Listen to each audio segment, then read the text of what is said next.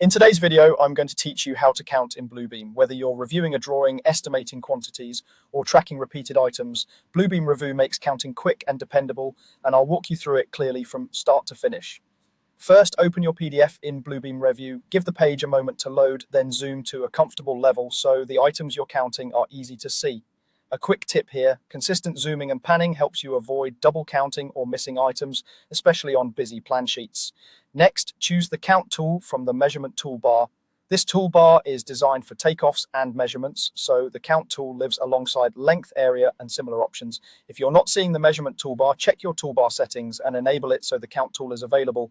Once selected, your cursor will change to indicate you're in counting mode. Now, place your counts. You can click once on each item you want to count, and every click drops a small marker and adds one to your total.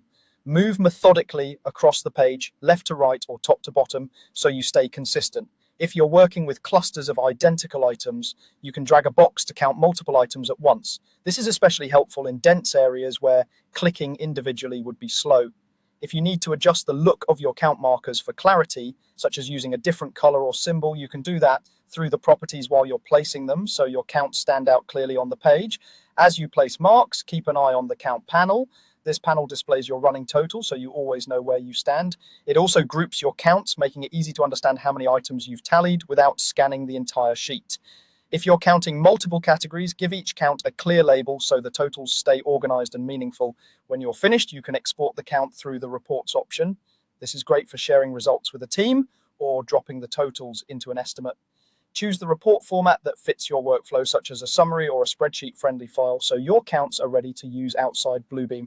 And that's it. Open your PDF, select the Count tool, place counts by clicking or boxing, confirm your totals in the Count panel, and export the results via reports. With these steps, you'll produce accurate, clear counts every time.